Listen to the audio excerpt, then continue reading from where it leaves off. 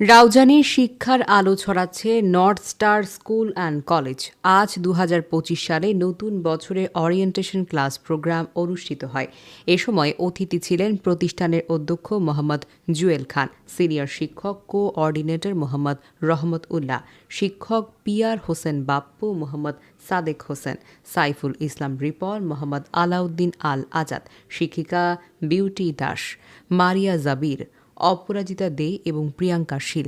অভিভাবকদের মধ্যে বক্তব্য রাখেন অভিভাবক এবং বর্ডার গার্ড বাংলাদেশের সিপাহী রাজু বড়ুয়া, রবার বাগান ফরেনার্স পুলিশ চেকপোস্টের আইসি উপপরিদর্শক এসআই ভপ্ত শীল, কদলপুর স্কুল অ্যান্ড কলেজের শিক্ষক হুসেন তালুকদার। আধুনিক নৈতিক শিক্ষা সহ ইংরেজি বাংলা ধর্মীয় শিক্ষার সমন্বয়ে ছাত্র এবং ছাত্রীদের সুন্দর ও সাবলীল ভাষায় পারদর্শী গড়ে তোলা এবং হাতের লেখা সুন্দর করার কৌশল, ইংরেজি ভাষা শিক্ষায় স্পেশাল ক্লাস সহ ছাত্র এবং ছাত্রীদের এগিয়ে নেওয়ার প্রচেষ্টায় কাজ করছে north star school and college. লেখাপড়ার পাশাপাশি মানসিক বিকাশে ছাত্র এবং ছাত্রীদের জন্য ক্রীড়া প্রতিযোগিতা, শিক্ষা সফর, বিভিন্ন বৃত্তি পরীক্ষায় অংশগ্রহণ সহ নানান কর্মসূচি পালন করা হয়।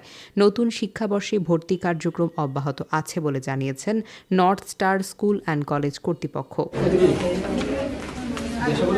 সম্মানিত শিক্ষক শিক্ষিকা মণ্ডলী এবং আমার সামনে উপস্থিত সম্মানিত অভিভাবকবৃন্দ, উপস্থিত স্নেহের ছাত্রছাত্রী, সবাইকে আমার অন্তরের অন্তঃস্থল থেকে আন্তরিক শুভেচ্ছা ও অভিনন্দন। আমি আপনাদের অভিভাবকের উদ্দেশ্যে একটা কথাই বলবো। বর্তমান যুগ হচ্ছে আধুনিক যুগ, অর্থাৎ আধুনিকতার ছোঁয়াই আমাদের ঘরে ঘরে, শহর থেকে গ্রামে, গ্রাম থেকে গ্রামে পৌঁছে গেছে। তা এই আধুনিকতার ছোঁয়াই আমরা অনেক জন্মের পর থেকে তার মায়ের কাছে সবচেয়ে বেশি কি থাকে ভেবে ওঠে, এবং সে চাই তার মা কি করে, তার আব্বু কি করে, তার পারিপার্শ্বিক অবস্থা কি করে, তার উপর সে অনেকভাবে প্রতিফলিত হয়। জাস্ট যদি আবার বেশি পড়ার চাপও দেওয়া হয় একটা বাচ্চাদের, তাহলে তাদের যেটা বিকাশ হওয়ার কথা ছিল এটাও বাধাগ্রস্ত হবে। তো আমি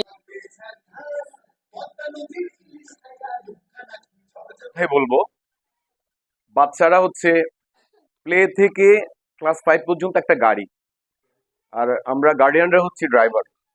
আমাদের সবসময় ওদেরকে চালাইতে হবে। আমরা যেদিকে চালাবো সেদিকেই পরিচালিত হবে ওরা। আর বর্তমান যুগ পড়াশোনা খুবই কম্পিটিশন, গার্ডিয়ানরাই কম্পিটিশন করে বাচ্চাদের চাইতে। তো আমি অবশ্যই আমার বাচ্চাকে স্কুলে ভর্তি করানোর আগে আমি খতিয়ে দেখেছি। জন্য কিছু বলার